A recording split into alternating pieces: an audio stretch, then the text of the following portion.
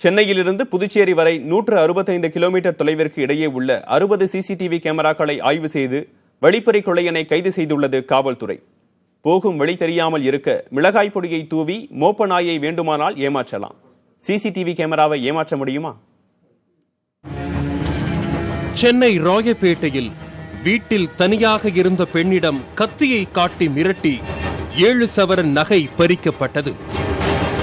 கடந்த மே மாதம் பெண்ணிடம் திருட்டில் ஈடுபட்ட கொள்ளையனை தனிப்படை அமைத்து காவல்துறையினர் தேடினர்.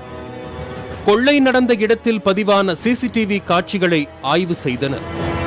கொள்ளையன் தலைக்கவசம் அணிந்தபடி இருசக்கர வாகனத்தில் ஹாயாக புறப்பட்டுச் செல்லும் காட்சி சிசிடிவி கேமராவில் பதிவாகியிருந்தது.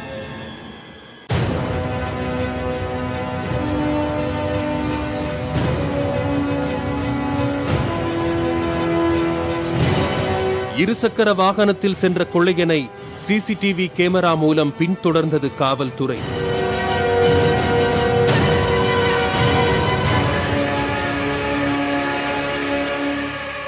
ஆம், கொள்ளை நடந்த ராயப்பேட்டையில் தொடங்கி ஜெமினி மேம்பாலம், கோடம்பாக்கம், வடபழனி என தொடர்ந்தது காவல்துறையின் சிசிடிவி துரத்தல்.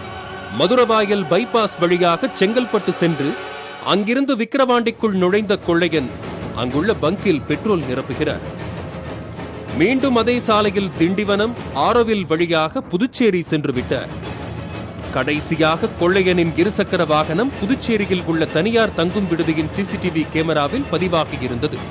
இப்படி 165 கிலோமீட்டர் சிசிடிவி கேமரா மூலம் கொள்ளையனை துரத்தி சென்ற காவல்துறையின் பயணம் அதோடு நின்று போனது.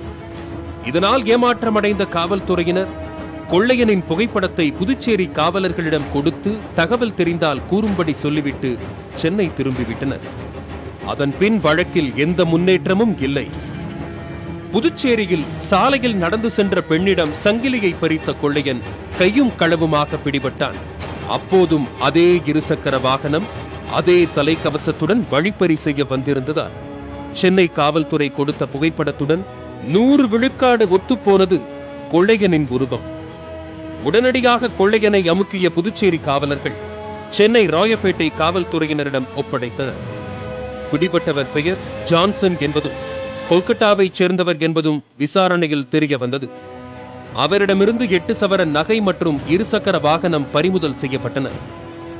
சும்மாவா கூறினார்கள் பல நாள் திருடன் ஒரு நாள் அகப்படுவான் என்று? அதுவும் எல்லாத்தையும் மேல இருக்கிறவன் பார்த்துப்பான் என்பது போல சிசிடிவி இருக்கும்போது தப்பவா முடியும் என்பதையே இந்த சம்பவம் உணர்த்துகிறது. புதிய தலைமுறைக்காக செய்தியாளர் சுப்பிரமணியனுடன் கவியரசன்.